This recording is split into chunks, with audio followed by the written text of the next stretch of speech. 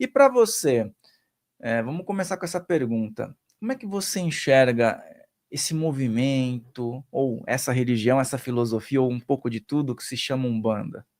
Porque eu vejo assim, eu vejo o gosto a pegada da Umbanda, porque é uma pegada que tem muito acolhimento envolvido.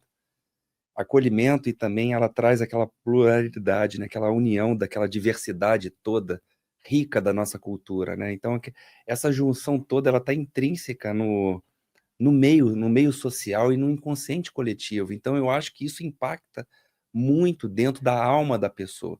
A busca de uma proteção, a busca de um aconselhamento, a busca de um guerreiro, a busca de um ancião. Então, constantemente, eu vejo pela minha vida dentro da Umbanda, as pessoas procurarem muitos centros de Umbanda sempre em busca de algo que lhes faltam. E eu vejo que como a Umbanda ela é multifacetada, ela tem inúmeras vertentes assim universais de atendimento. Eu percebo que ela vai se encaixando como como se fosse grande peças de quebra-cabeça para cada pessoa. E com isso eu acho que vai dando essa necessidade do pessoal buscar a peça que falta. Então, a Umbanda, eu acho que é isso. Ela tem as peças e o ser humano ele vai buscando as peças dentro das suas vertentes. E é legal você falar sobre isso, porque nós temos no nosso cenário brasileiro muita mescla, né, de várias vertentes. E eu acho super legal isso, benzimento, aquela pessoa que vai na igreja durante a semana, mas vai tomar um passe lá no meio da semana também, vai na Umbanda. Antigamente era muito comum isso, hoje em dia está um pouco mais segregado, né? Só que tem pessoas que ainda têm uma dificuldade quando o assunto é Exu. As pessoas têm um pé atrás. Às vezes a pessoa até fala assim: olha, eu vou lá, eu gosto, mas é aquela do bem, né?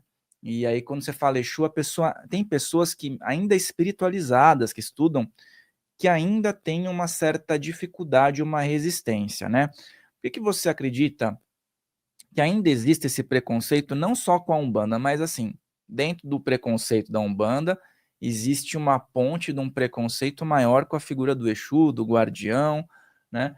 Por que você acha que ainda tem tudo isso?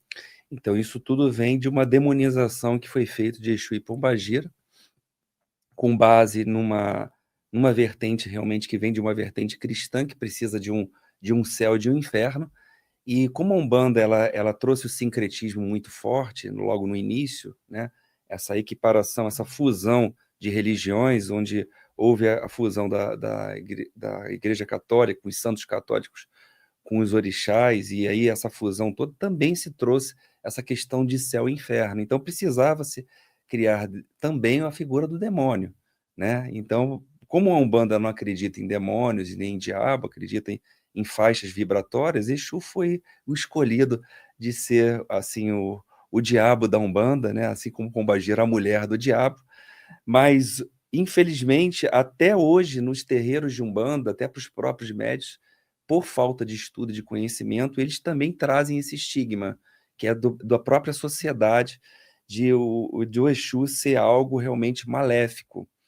E isso realmente tem que ter muito cuidado mesmo, porque quando se trabalha com uma linha que trabalha com nossas sombras, que trabalha com a esquerda, ela abre brechas, sim, para qualquer outro tipo de conexão. Então, na Umbanda, se trabalha com o que a gente chama de Exu de lei, né? Que é o Exu que respeita a lei de Umbanda. Não é, ou tem outras vertentes que trabalham também com Exu, outras bandas, mas que, vamos supor assim, é uma linha mais livre, que aí abre vertentes para outros Exus que para a Umbanda não são Exus.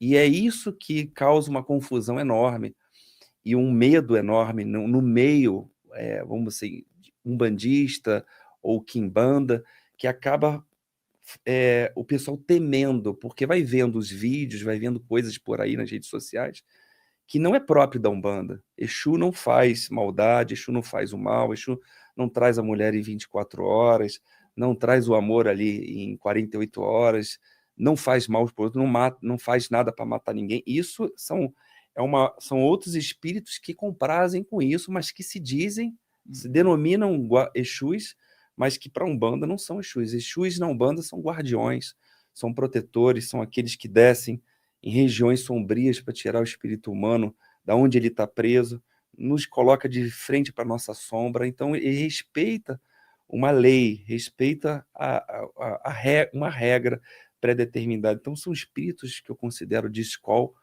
que vêm para a Umbanda para mostrar aquilo que a gente não consegue enxergar, nos coloca de face às nossas sombras para nos levar para a luz. Então, por isso que o povo tem que estudar. Eu costumo falar assim, cara, fora do conhecimento não há libertação, tem que estudar, tem que procurar compreender o que são as entidades, e a Umbanda, ela é muito séria quando ela traz realmente o contexto das entidades. Quando a gente vê essa vertente para um lado mais, vamos botar assim, diabólico, demoníaco, né, como o pessoal gosta de falar, é uma vertente que não é Umbanda, sabe? Que não é Umbanda, é uma outra banda, mas porque assim, nós vivemos num mundo dual, Farrell, né?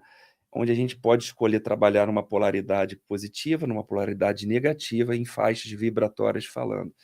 Quando eu escolho, pela lei da afinidade e da sintonia, trabalhar com faixas mais negativas, é óbvio que, pela lei espiritual, eu vou estar conectado com as companhias que comprazem com isso. E essas companhias podem se vestir plasmaticamente com qualquer roupagem. Até pode falar que só é Francisco de Assis, que talvez naquele centro lá a pessoa vá acreditar. Então, a pessoa tem que ter cuidado onde pisa, tem que pesquisar muito bem um local muito sério, local que tem estudo, que faz trabalhos realmente para o amor e para a caridade. Aí realmente vai encontrar o verdadeiro, talvez, Exu ali trabalhando. A gente comentou um pouquinho antes de começar que é complicado a questão da enganação, né? Porque às vezes tu até contribui para aquela pessoa que é leiga e teve um primeiro contato violento, né? Como você falou, às vezes escutou um nome que não era condizente com a outorga do espiritual, né? E aí leva a isso, leva como um trauma, né? Então, se uma pessoa vai dar um golpe em alguém, ela não chega e fala: meu CPF é esse, meu nome é esse, meu endereço é esse, você está aqui com todas as minhas informações, as minhas credenciais. Ela vai fazer isso de uma forma a ter uma falsidade ali no documento, não ser rastreável, né? Então, você falou muito bem sobre isso, mas vamos reforçar para as pessoas que estão em casa, se ela vai em algum lugar e ela tem ali duas colunas, né? O que que ela vai colocar na coluna? Ok, isso aqui tá me parecendo uma entidade, um Exu mesmo. E na outra coluna, X, isso aqui não pode ser um trabalho de um Exu de lei. O pessoal em casa também poder ter esse Muito critério bom, aí. muito bom. Vou dar um exemplo que aconteceu comigo. Eu estava trabalhando com o meu guardião, o nome dele é Veludo, seu Veludo. E nesse momento ele me deixa, às vezes, consciente e semiconsciente. Mas nesse momento ele me deixou semiconsciente. E a Cambona, que estava do lado, que estava ajudando esse guardião, ela falou: Ricardo, você não sabe o que aconteceu. Você lembra de alguma coisa? Eu falei: não. No momento a minha visão fechou, minha audição fechou. A moça que veio na frente do guardião chegou para ele e falou: eu preciso fazer algo para minha sogra. Aí o guardião falou: o quê? Nesse momento, tudo fechou, eu não vi mais nada. Ela falou: eu preciso fazer algo para matar ela, porque ela tirou o filho dela, que era meu marido, de mim. Ela influenciou ele saiu. Eu preciso fazer. Me falaram que guardião, que Exu faz isso. Eu vim aqui para isso. Ela falou: então você está enganada. Falou assim: você procurou um local que aqui não se faz isso. Mas aí ela começou, botou o dedo na cara dele e falou: você vai fazer sim, porque eu sei que vocês fazem. Olha, aí ele tentou explicar para ela: ó, essa é uma escolha que para você não vai ter volta. E aqui não se faz, aqui só se trabalha para o amor. Olha o teor da conversa.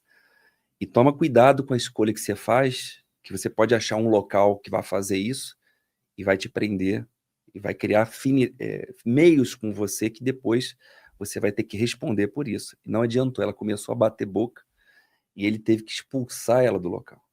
Ele chamou duas pessoas: por favor, retira essa pessoa daqui agora, porque ela não merece nem pisar nesse solo sagrado. Então, esse foi um exemplo que aconteceu de uma pessoa que buscou algo e chegou lá, encontrou um Exu de lei de frente dela, que trabalha para o bem, trabalha para o amor. E vou dar um outro exemplo que aconteceu comigo, que eu fui numa casa visitar e eu cheguei lá de frente de um Exu Marabô. E minha mãe trabalha com Exu Marabô, eu convivo com ele desde jovem, desde pequeno.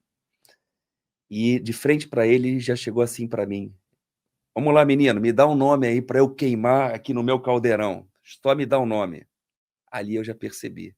E Kardec isso deixa muito claro no Livro dos Médiuns, como é que a gente reconhece a fala do espírito, como é que a gente pode reconhecer o teor de um espírito sutil, né, de um espírito que está na luz, de um espírito que vivencia essa parte das trevas.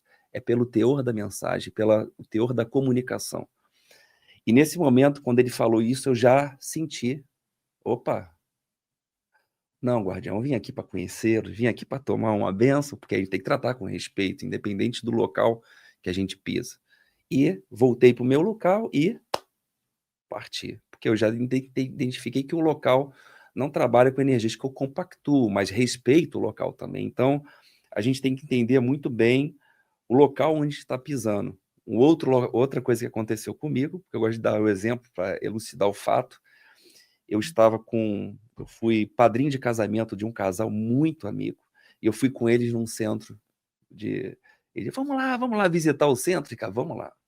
Cheguei lá, o marido falou com o Exu do lado, eu estava esperando para falar, estava com ela, são meus padrinhos de casamento, eu fui padrinho deles, e veio um Exu e falou assim: "Oh, vocês dois são um casal perfeito, vocês se vocês têm que entender que o casal se forma um". Então, assim, um espírito, ele vai identificar que não existe grau de afinidade e não vai chegar desse jeito como chegou, falando que a gente tem que se unir, que a gente se torna um, como se a gente fosse um casal. Eu falei: Meu Deus, se o marido estivesse aqui, o que que ele ia pensar?". Então, assim, tem que prestar atenção. Ali mesmo eu já entendi que ali não era mais um processo anímico, talvez do próprio médium, ou um processo realmente de espíritos que talvez estavam conduzidos por um processo de submissão ou fascinação, aquele processo ali. Então, a gente tem que identificar pelo teor da conversa, pela forma que se fala, se tem muita, são alguns graus, muita imposição, coisas que não têm nada a ver com a realidade dos fatos, um medo excessivo: se você não fizer isso, sua vida vai...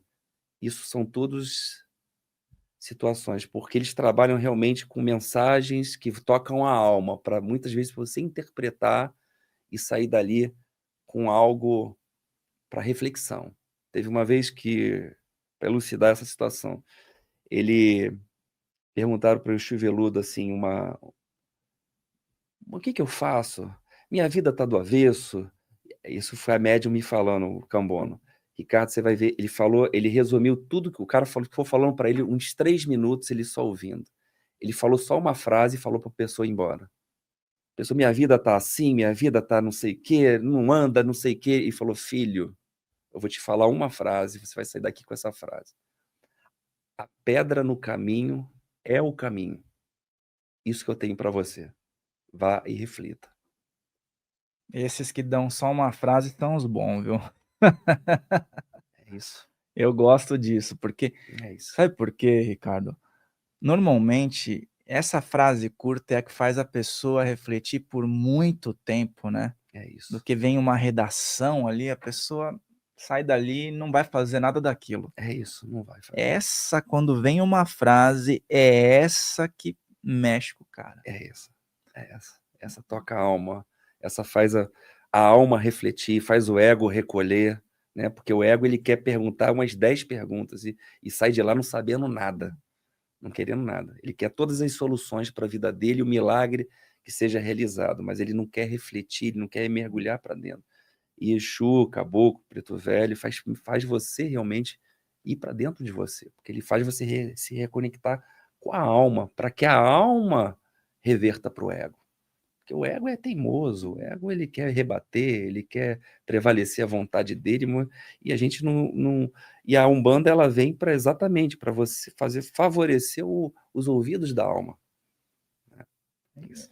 E até uma história do Chico Xavier, uma vez chegou, que alguém encomendou lá um trabalho para derrubá-lo, né, um cara que fazia lá. E esse cara pegou e o Chico ficou sabendo, né. E aí o pessoal falou: "E aí Chico, não sei o quê", "Não, tudo bem", né, aquele jeito dele.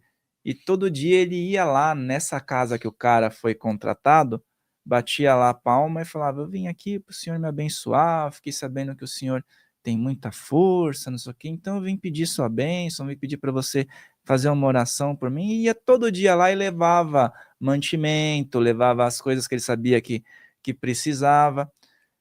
O cara acabou não fazendo mais nada, o cara quebrou o cara, o cara falou: "Não posso mais fazer nada em relação a isso". O Chico, ele conseguiu desarmar o cara de uma forma, assim, muito inteligente, né, do coração, né, com o coração. Então é bem isso, né, que você falou. Às vezes vem também um ataque, alguma coisa, depende como a pessoa recebe, né.